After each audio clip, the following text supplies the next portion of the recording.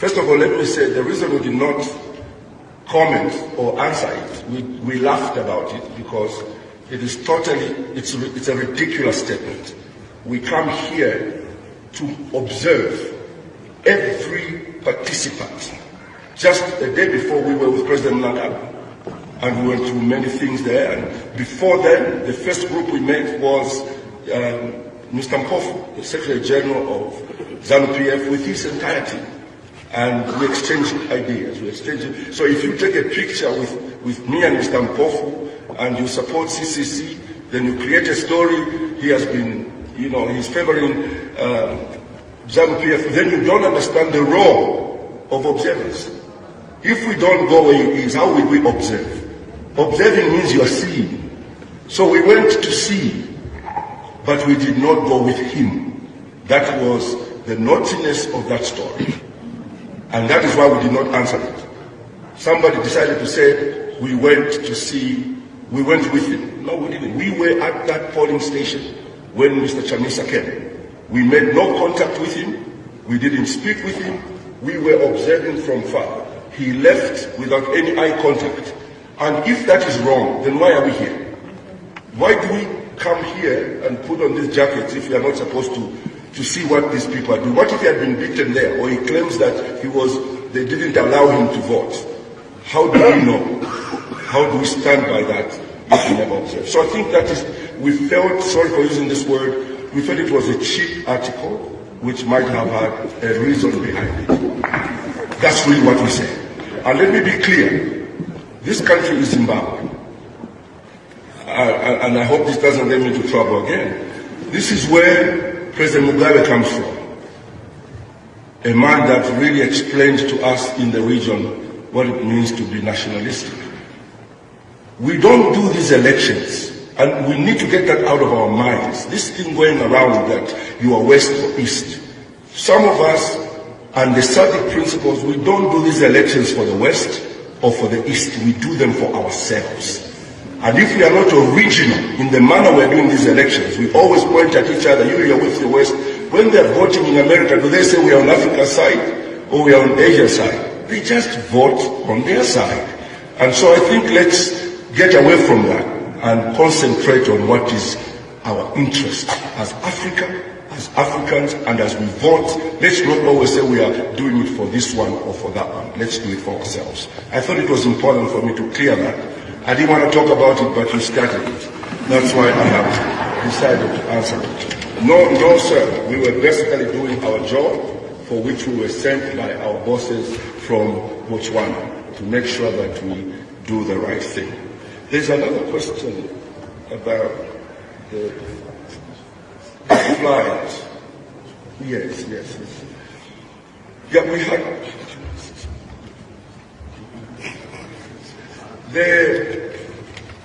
We saw the flyers. All we can say ourselves is that it's unfortunate. We've taken note of that, and we are anticipating or expecting, that Zimbabwe itself and the security wings must investigate and find out who is behind that, because I think that affects the electoral process.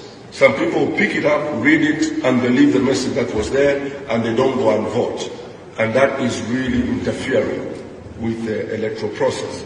So we are demanding that the security wings of Zimbabwe must investigate and find out who is responsible for that, and take them to task. And, if that in any way would have affected the election, I think that is too early to tell. I think let's just say that we have condemned that, and I think it's a desperate move by whosoever did it.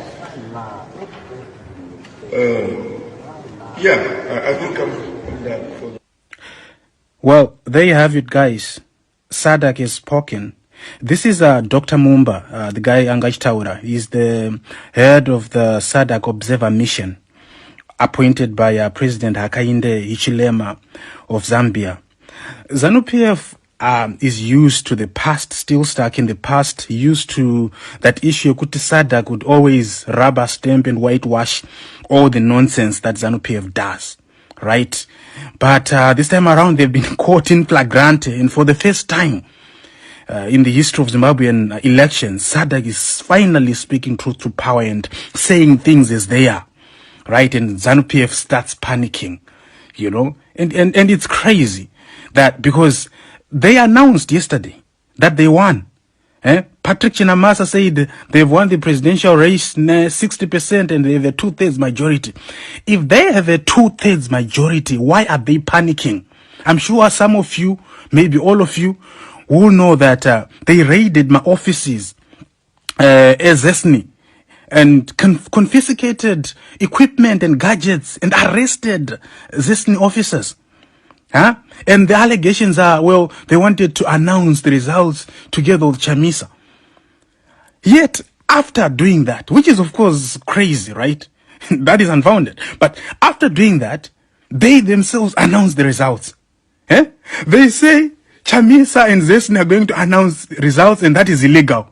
Soon after doing that, they themselves announce results. They declare themselves, they say they've won. Live on ZBC.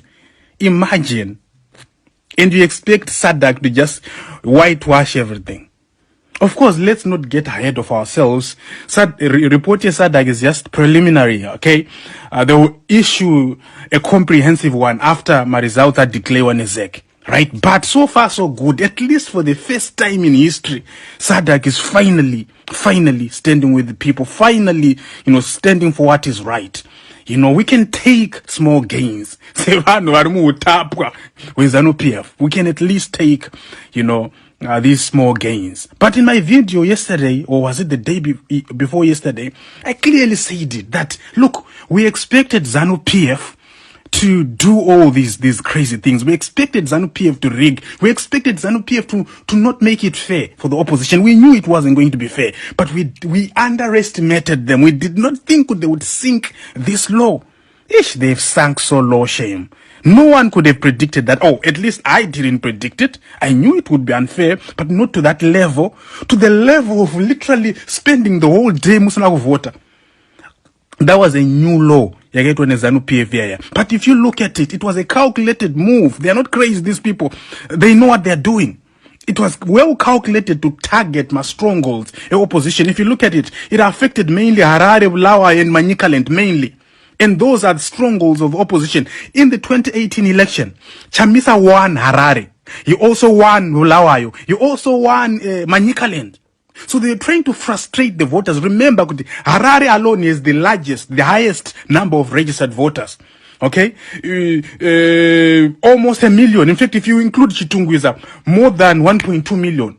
Actually, way more than that. Okay, I stand to be corrected on the actual figure, but it's way over 1 million if you include Chitungwiza, the number of registered voters. Right? So they're trying to frustrate people. Right? So imagine how many people gave up after all that chaos, Muswa 23, disenfranchising voters. It was a calculated move.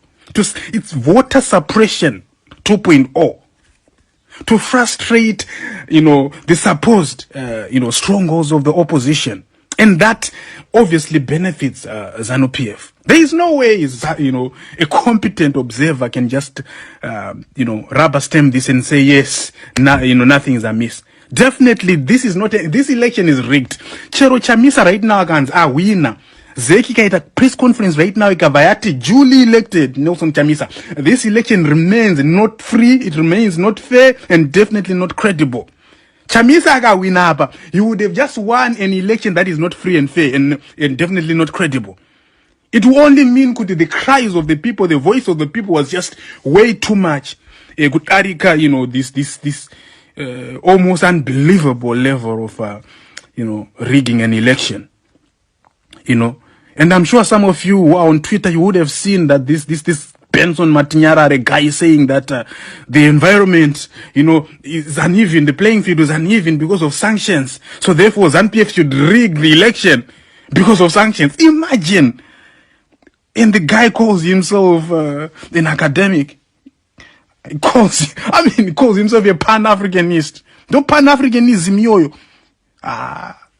Well done, Dr. Mumba. Well done.